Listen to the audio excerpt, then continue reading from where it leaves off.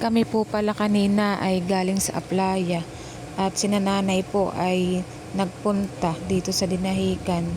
Kasama po si Darlene tsaka yung mga anak niya at nagsipaglangoy po. Ay pagkagaling nga po namin sa Aplaya ay kami na may nag-ihaw ng isda. Yan po ay yung kung tawagin ay isdang pakoy. At kanina nga po sa Aplaya ay kami naman ay nagkape at mayroon naman silang dalang biko or sinokmani po. Pagkaalis nga po nila ay kami naman ni JP ay nagpunta ng fishport at kami ay magtitingin ng ulam at ako'y nakabili po ng tulingan. Malaki po yung nabili kong tulingan at 2 kilo po ay 1 peraso. At nakauwi na nga po kami at si JP po ay may gagawain pa. Tatagpasin mo para makadaan yung kuwan. Magtatambak.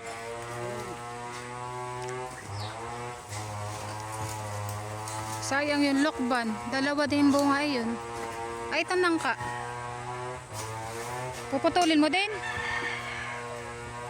Baka naman di rin putulin. Sayang na, ayan. Yan ay dwarf. At ngayon po ay dadating po yung magtatambak. Kaya laang po ay sila po ay ginabin na.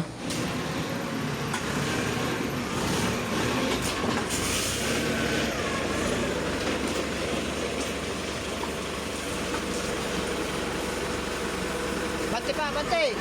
Kabante, may ikuwan.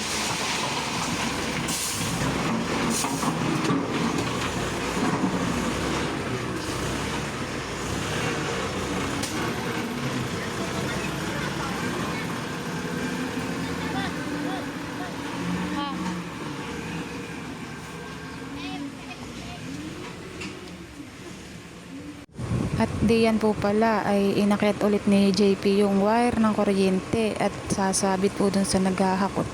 Ay kanina po yung naitaas na niya ay mas mataas pa pala dapat kaya itinaas po ulit niya. Alis ka diyan! Ano na kuya? Hindi na kaya abutin? Hindi na abutin?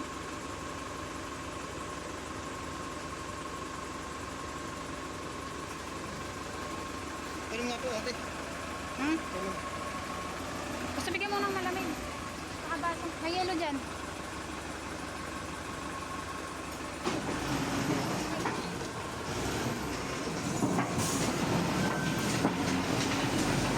At mabilis lang naman pong nahakot yung mga panambak. At kinaumagahan nga po ay ako na may nagprito ng isdang tulingan at ilalahok ko po sa repolyo. Igigisa ko laan po. Igigisa ko laan po sa repolyo. Kuya naman po ay may dala si kuyang boroboto. Sariwa. Lilinisin ko po at ilalagay ko muna sa rep.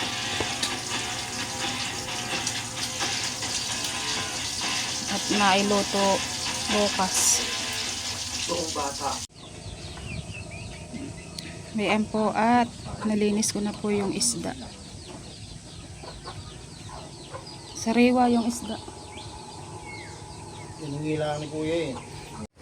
Nung bandang tanghali nga po ay kami naman ay pupunta ka na Darlene. At kami po ay pabayan na rin at may bibilihin ay dumaan na din po kami dito sa Binulasan. Dito po sa kapatid ni tatay. Sakto naman po nung pagpunta namin ka na Darlene ay si Burot pala ay walang pasok at nagpapahinga at nagkasakit.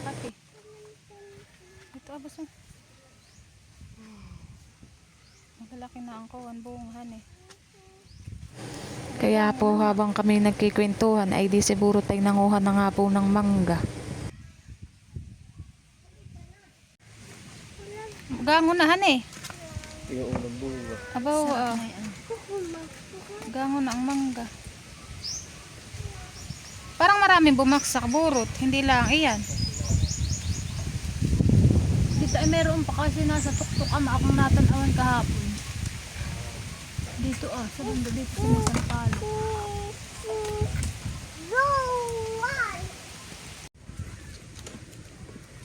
Nakain ka ba ganay nanay? Hindi niya kaya iyan. Kain ka? Matigas pa. Tigas. Pero yan nahinog na oh. Ay, madilaw na. Inog na yan. Dali na ito mahinog. Ang sili. Ano? Dami silid ang kuya, wabo na. Pero Kulang naman yung asin mo. Nasaan? Pwede na ito. Kumuha na agad, nakakuha agad. Mabilisan eh, nandun lang pala sa katabi. Nog. Hilaw. Masarap eh. Hilaw, pero ano ang kinuhatan niya yung mura ay yung gango ato yung maitim-itim sa kawan, sarap.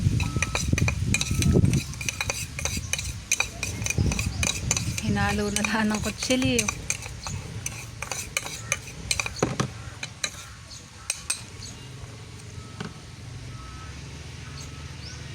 Ang pangit. Paano yung pahang?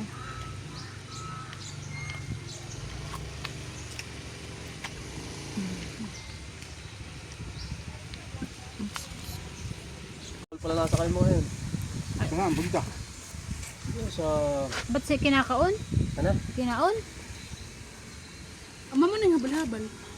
Motor na pang kuwan. Saan punta baga? Bundok na. Akala ko nagbibiro lang. Limutan ba ka? Magsikap awan. Hindi naintindihan. Plastic.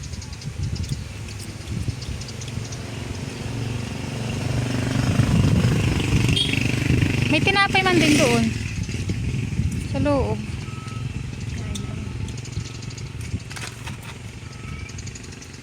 Wow, laki. Big, big. Oh, laki. Yay! Okay. Laki Oh. na. Bumpa. Pulot gabya. May taga-pulot. Tikman mo nga kung maasim yan sampalok.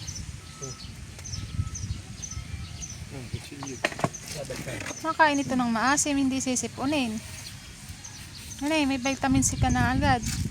Eh, Nakakuha ka.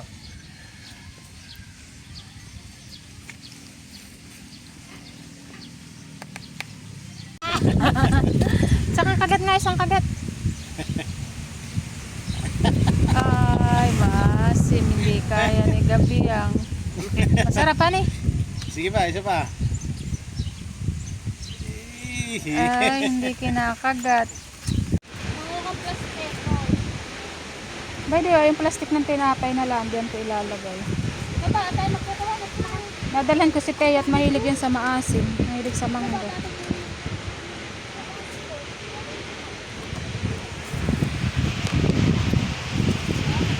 Kami po'y nandito ka na, Darlene. At si nanay po'y nandito.